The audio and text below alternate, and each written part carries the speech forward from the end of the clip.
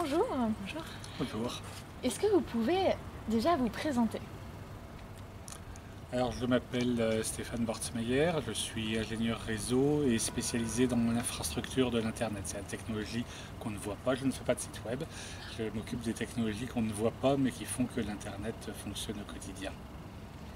Et vous, Réna? Je m'appelle Raina Stamboliska, je suis experte en gestion des risques et des crises parce que quand les gens ne m'écoutent pas sur les risques, ils m'appellent pour gérer la crise. J'ai beaucoup travaillé sur l'impact des données et de la technologie sur nos vies. Notamment, pas seulement en France, mais notamment dans des pays en Europe de l'Est, la Russie, etc., et au Moyen-Orient et Afrique du Nord. Vous avez écrit un livre qui s'appelle La face cachée d'Internet. Oui.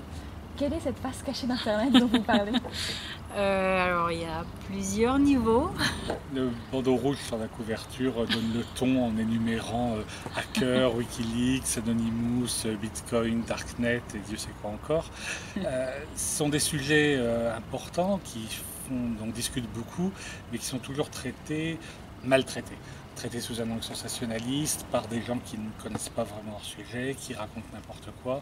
Et c'est des sujets qui, comme par définition, il y a une part de secret ou de caché, ça se prête bien au fantasme.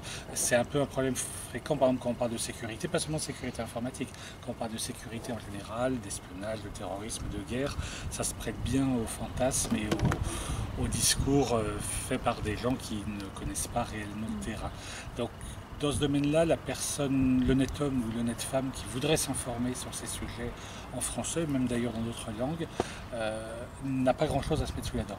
Il y a eu un bon livre fait par Amélie Guiton sur les hackers, par exemple. C'est qu'une partie des sujets que traite Raina.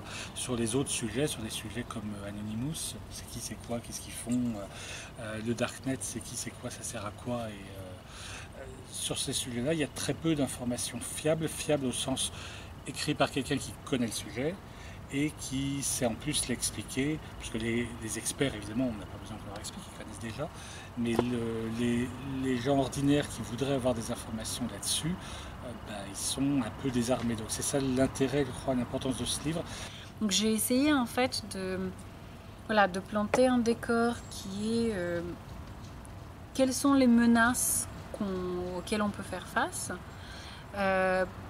comment les déceler, pas surtout parce que c'est impossible et que c'est très évolutif, mais au moins comment les déceler, et après expliquer qui sont les gens qui peuvent être des menaces et en quoi ils le sont ou ils ne le sont pas du tout, et enfin en fait parler de ce sujet très riche en fantasmes notamment et qui font peur, qui est le dark web, parce que je me suis rendu compte qu'en français sur le sujet il n'y a quasiment rien, si ce n'est des canulars de très mauvais goût et autres contre-vérités, etc.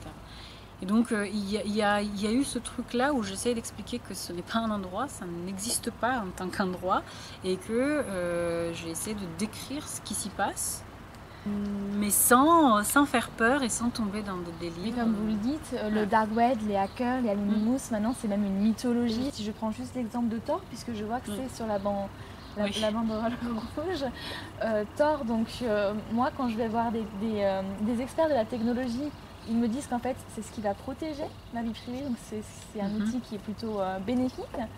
Et puis si je me tenais qu'à écouter les médias ou les politiciens, Tor, si j'utilise Tor, je deviens une terroriste potentielle. C'est un vrai débat politique. En fait, il y a souvent la présentation sous l'angle technique est trompeuse lorsqu'elle gomme le vrai débat politique, qui est un débat très ancien entre ceux qui vont essayer de faire peur pour faire passer des mesures liberticides et ceux qui défendent les libertés. Ce débat, il dure pas mal de siècles, il n'est pas prêt de s'arrêter, et l'habillage technique est souvent une façon de dépolitiser en essayant de faire croire que c'est pas un problème politique, que c'est un problème technique. Alors en fait, c'est non seulement un problème politique, mais un problème politique extrêmement banal. La seule partie qui est un peu spécifique au numérique, c'est que beaucoup de gens étant vraiment largués par le numérique, comprenant vraiment pas, il est plus facile d'enfumer, plus facile de tromper, plus facile de raconter n'importe quoi. Mais bon, c'est relativement secondaire par rapport au problème principal qui est qu'effectivement, il y a des gens qui voudraient qu'on soit surveillé tout le temps. Pas eux, bien sûr, qui voudraient que le reste de la société soit surveillé tout le temps. Et qu'effectivement, Tor les dérange de ce point de vue-là. C'est en fait, étant donné que les technologies modernes malheureusement sont très indiscrètes, tout est enregistré, tout peut être traité automatiquement, on a beaucoup perdu en liberté avec le déploiement du numérique et en vie privée. Un exemple tout simple, il y a 50 ans, on pouvait acheter un livre anonymement, et c'était banal. Aujourd'hui, on ne peut plus. Amazon, c'est exactement ce qu'on fait. Si on va ailleurs qu'Amazon, on aura le même genre de problème. Non seulement Amazon, mais éventuellement des intermédiaires le savent aussi. Donc il n'est plus possible d'acheter un livre anonymement. Ce qui est, quand on y songe, ça a quand même des conséquences très embêtantes. Bien sûr, quand on achète le dernier roman de Marc Lévy, c'est pas un problème. Mais quand on achète un livre sur des sujets, l'islam, le cancer, le terrorisme, la guerre, ça peut être un problème. Donc Tor permet non pas de cacher des choses qui ont toujours été publiques, mais au contraire de revenir à ce qu'on avait avant le déploiement du numérique. C'est-à-dire que si on voulait savoir vraiment ce que faisait quelqu'un, il fallait le surveiller de près. Toutes les techniques de protection, en fait, ramènent à l'état qui pouvait être le nôtre dans les années 50 ou 60, où effectivement on pouvait aller en voiture quelque part sans être suivi, on pouvait téléphoner sans être suivi, on pouvait acheter un livre sans qu'on le sache. Donc les technologies de protection de la vie privée comme Tor ne nous donnent pas des possibilités de se cacher qu'on n'avait pas avant, elles nous ramènent à l'état qu'on avait avant le numérique. Actuellement, on n'a aucune preuve tangible, matérielle, etc., que par exemple la surveillance de masse généralisée de tous, à tout moment, prévient des attentats, des choses, on va dire, qui font peur, qui font mal, etc., d'arriver. Est-ce qu'on est d'accord de tous se promener avec un micro sur soi, enregistrer en permanence et limite que tout le monde nous entende? Là, vous parlez du téléphone portable. Pas nécessairement du téléphone portable, mais oui, ça peut être un exemple.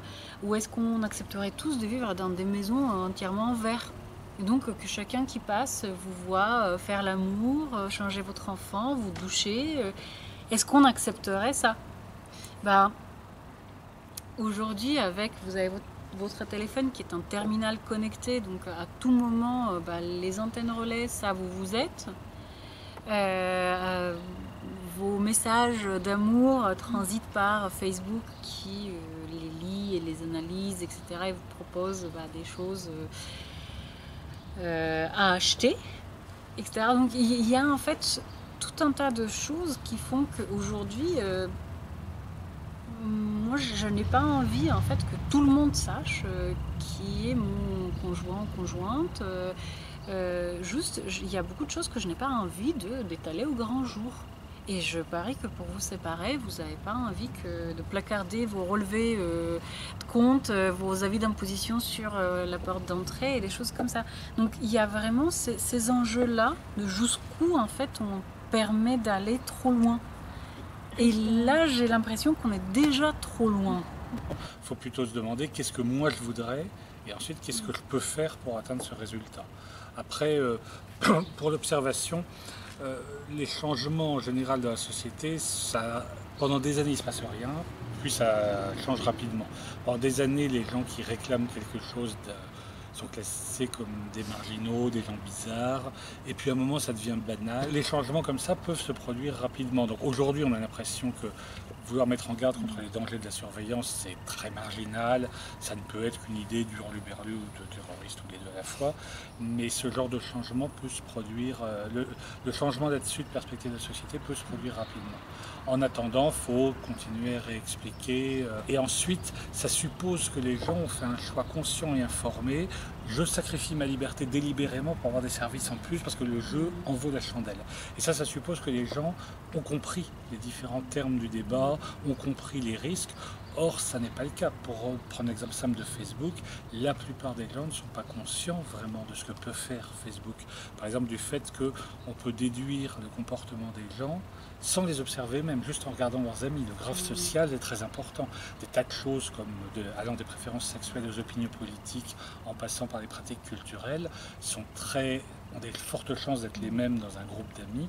Et donc, si on sait que la majorité de vos amis, par exemple, ont mis dans la case qui va bien qu'ils étaient homosexuels, il y a des chances que vous le soyez aussi, sans que vous-même ayez indiqué quoi que ce soit. Donc ça, je crois que ce genre de choses est connu des informaticiens, connu des gens qui font de l'analyse de données, et je crois que la plupart des gens qui sont sur Facebook n'en sont pas conscients. Donc il y a encore de toute façon un travail d'information à faire, de même que beaucoup de gens... en fait, beaucoup de réflexes qu'on a datent de l'époque d'avant le numérique. Par exemple, fouiller une pièce pour trouver un objet ou fouiller un grand bâtiment comme celui-là, c'est pas la même chose. Dans le numérique, cette distinction disparaît. Fouiller 1 kilooctet ou 1 gigaoctet, c'est à peu près pareil, surtout avec les techniques modernes. Et ça entraîne que les gens croient à tort qu'ils sont protégés, que l'aiguille dans la botte de foin va être dure à trouver, alors que c'est pas le cas du tout. Donc il y a encore... Avant même de demander aux gens de faire des sacrifices pour la liberté, déjà, il faut s'assurer qu'ils soient correctement informés. Et ça, déjà, actuellement, ça n'est pas le cas.